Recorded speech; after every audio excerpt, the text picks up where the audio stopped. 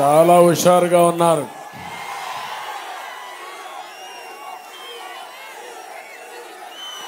ఈరోజు గౌరవనీయులు శివానంద రెడ్డి గారు, గౌరవనీయురాలు ఈ గడ్డ ఆడబిడ్డ బైరెడ్డి రాజశేఖర్ రెడ్డి గారి కుమార్తె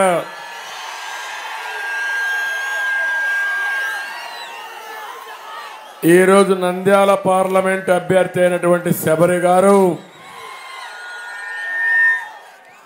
ఒక సామాన్య కార్యకర్త. ఈరోజు మీ అందరి అభిమానం కోసం మీ దగ్గరకు వచ్చినటువంటి జనసూర్య గారు, నేను చాలా సార్లు నందికొట్కూరుకు వచ్చాను, కానీ ఇది నందికొట్కూరా లేకపోతే సముద్రం పొంగి ఇక్కడికి వచ్చిందా అర్థం కావడం లేదు. జనమే జనం, ప్రభంజనం, ఎటు చూసినా జనాలే. ఈ ఉత్సాహం చూసిన తర్వాత ఎవడైనా నిలబడగడతాడా? తమ్ముళ్ళు మిమ్మల్ని అడుగుతున్నా, నిలిస్తే డిపాజిట్లు వస్తాయా అని మిమ్మల్ని అడుగుతున్నా. అందుకే ఇక్కడికి వచ్చినటువంటి నాకు ప్రాణ సమానమైన తెలుగుదేశం పార్టీ కుటుంబ సభ్యులకి, జన సైనికులకి,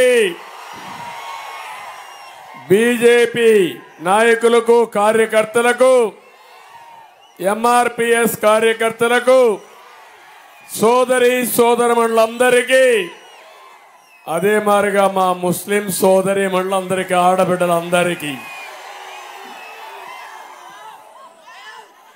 పేరు పేరున మరొక్కసారి నా నమస్కారాలు. మిమ్మల్ని చూసి మార్పు కొట్టొచ్చినట్టు కనపడస్తా ఉంది. 20 సంవత్సరాల చరిత్ర నందికొట్కూరులో తిరిగి రాయబోతున్నారు.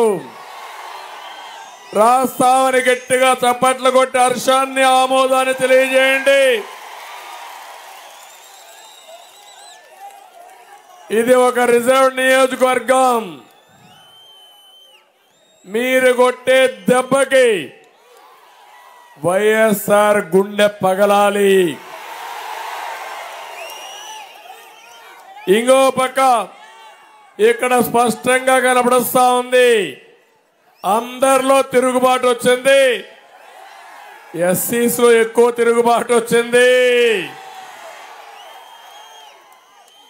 దళిత ద్రోహి సైకోని ఇక్కడనే పూడ్చిపెట్టాల్సిన అవసరం ఉంది.